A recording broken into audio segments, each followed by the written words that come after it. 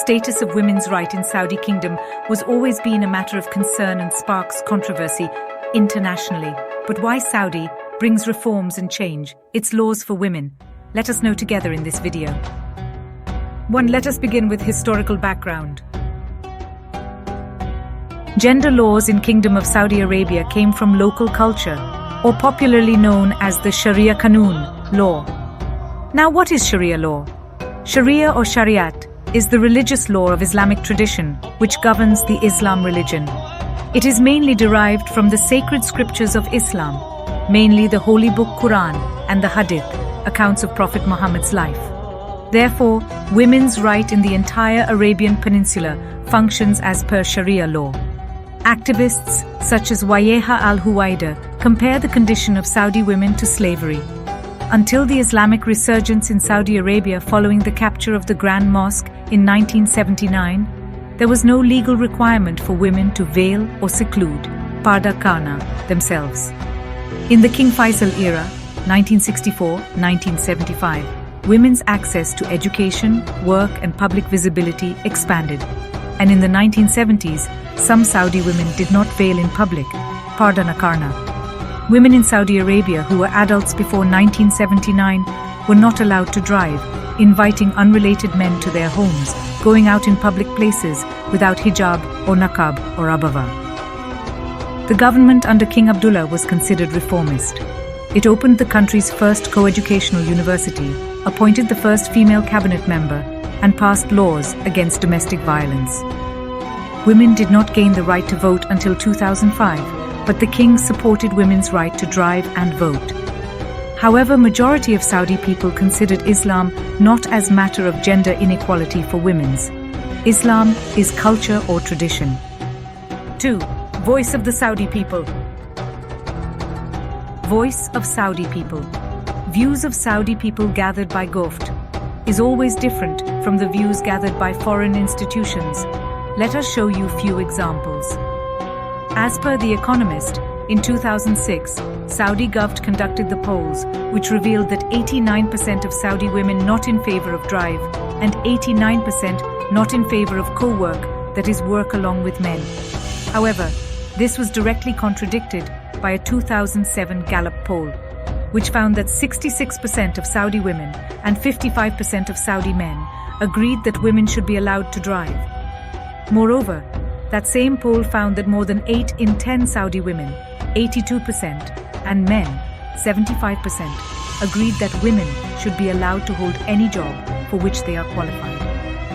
In 2013, former lecturer Ahmed Abdel Rahim polled female students at Al-Lith College for girls at Al-Qura University in Mecca and found that 79% of the participants opposed lifting the driving ban for women.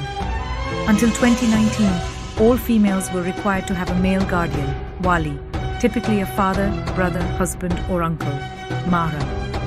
In 2019, this law was partially amended to exclude women over 21 years old from the requirement of a male guardian. 3. Dress code in Kingdom of Saudi Arabia. The hijab arises from the traditional Islamic norm, whereby women are expected to draw their outer garments around them when they go out or are among men, and dress in a modest manner. Previously, the Committee for the Promotion of Virtue and the Prevention of Vice, sometimes known as the Religious Police, has been known to patrol public places with volunteers focused on enforcing strict rules of hijab. With the 2016 reforms of Mohammed bin Salman, the power of the CPVPV was drastically reduced, and it was banned from pursuing, questioning, asking for identification, arresting and detaining anyone suspected of a crime. The strictness of the dress code varies by region. In Jeddah, for example, many women go out with their faces and hair uncovered. Riyadh is more conservative by comparison. Some shops sell designer abayat that have elements such as flared sleeves or a tighter form. 4. Reforms and economic contributions. Saudi sees most of the reforms in during King Salman's reign. There are numerous strict and outdated laws have been changed since 2013. List of some of the major reforms are on your screen.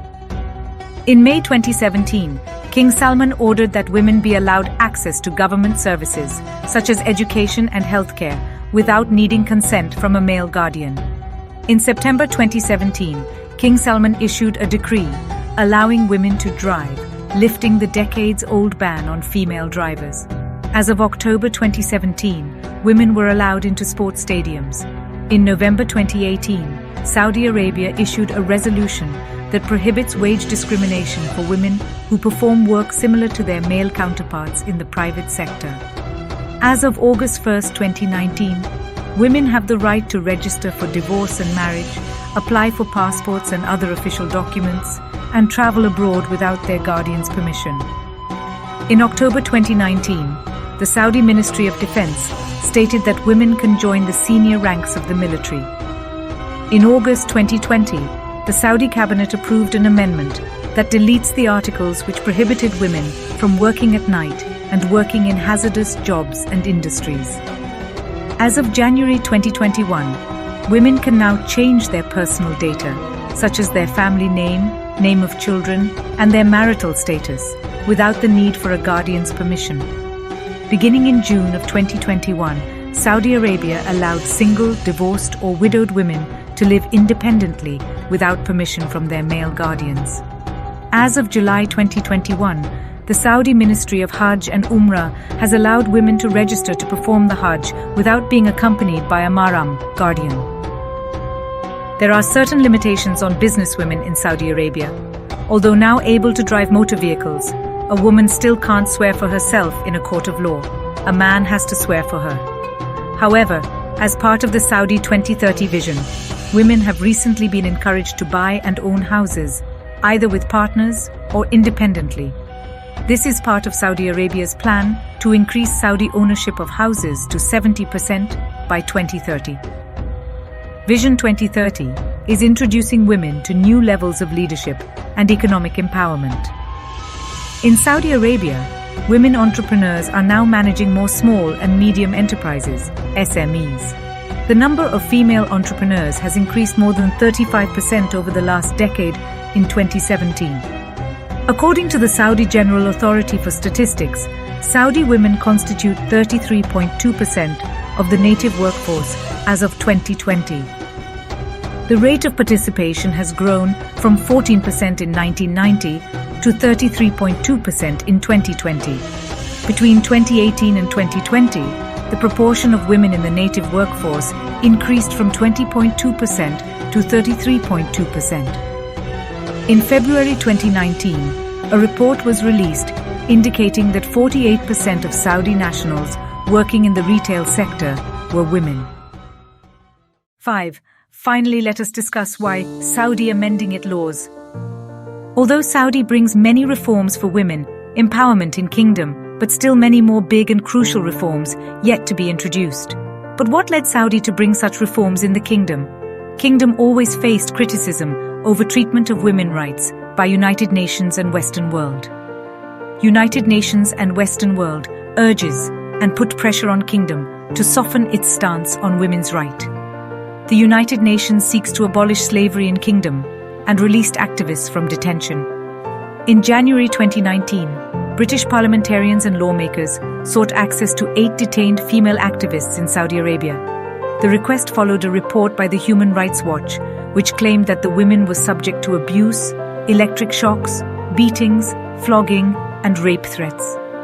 Soaring pressure is minor reason for which kingdom bring reforms. As we know that the economy of Saudi is dependent on the export of crude oil, and as per reports, there is 1.65 trillion barrels of proven oil reserves in the world as of 2016.